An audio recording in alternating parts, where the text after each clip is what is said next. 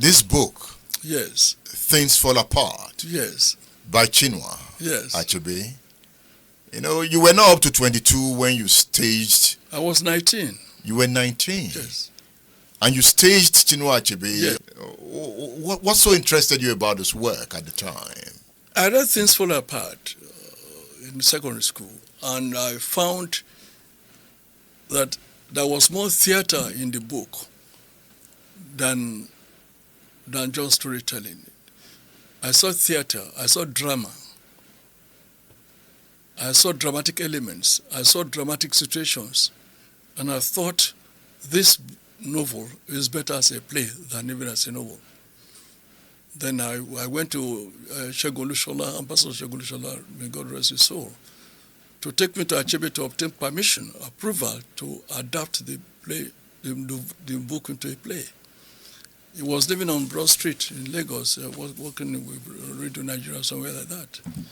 So Olushola took me to him upstairs, and he saw me, young boy. He said, "Yes, you think you're up to the task?" And I told him that I've written so many Yoruba plays and all that. And he said, "Okay, go ahead. You'll be the first person to adopt the play, and I wish you luck." I told him I was already considering the same for Sopranequensis, Iska, and I was doing the same thing with Jane Eyre, Charlotte Bronte's Jane Eyre, and Ngugu's We've No Child. Yes, I was 19. When you met Chinua Achebe, Yes. did you fall in love with him? I don't know whether the word is love. I've always followed him. I mean, when I was reading him as a secondary school boy, I fell in love with his writing. I fell in love with the simplicity of his prose, the unpretentiousness of his message to the world. Because when you read Things Fall Apart, it's not just writing a story; it's addressing humanity. So I saw beyond the story of Okonkwo, Ikemefuna, Oberika, and so on, Weye, and so on. I saw a man talking to humanity, juxtaposing the white man's culture, African culture, and all that, and the tragedy of culture shock and culture challenges, and so on and so forth.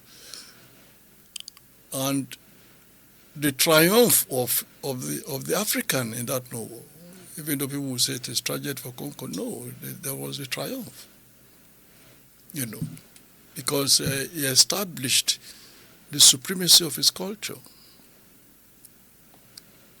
and pointed to the world whoever violated that supremacy, whichever African that tended to insult the supremacy of his culture, may then go the way Okonkwo went.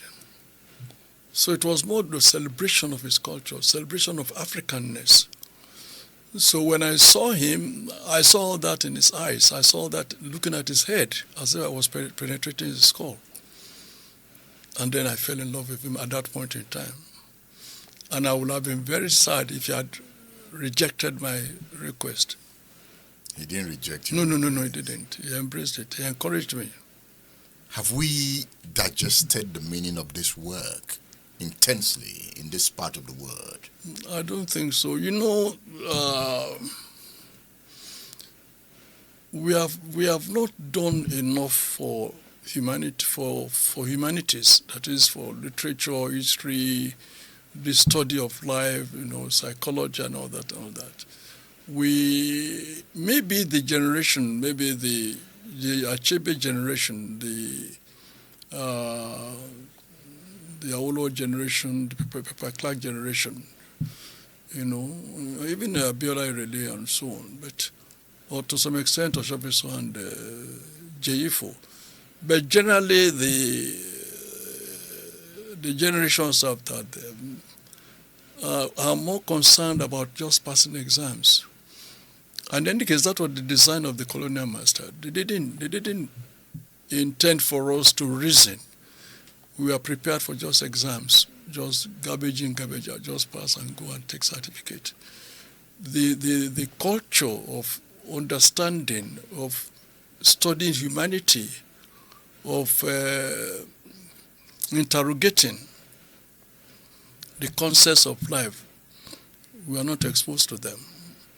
And now that everybody is jammed this and that, poverty in the universities and so on, polytechnics and college education, nobody really cares about humanity. So people, books like Achebe's Things Fall Apart or Ngugi's We've No Child, people really don't give it. They just read the surface, pass the exams, ask them questions about Okonkwo, then they just, I'm talking of people really understanding the depth, like you rightly said, on the depth of any work of art. So has this affected the way we think as a people? Oh yes. Very well so. Our children, grandchildren, they really don't,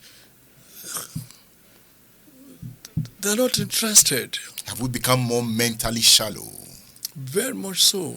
And it's penetrating every sphere of society. Yes, it does. It is. Even governance. Unfortunately. Who are the governors? Again, we make them feel important in this country. Who are they? Who is a governor? Who are they? What's their background? How much knowledge do they have? And you need knowledge to grow a society. They don't have it. And that is what my friend Dr. Farumbi has always harped upon. The recruitment into leadership in Nigeria, into political leadership, the recruitment is so poor, it's wretched.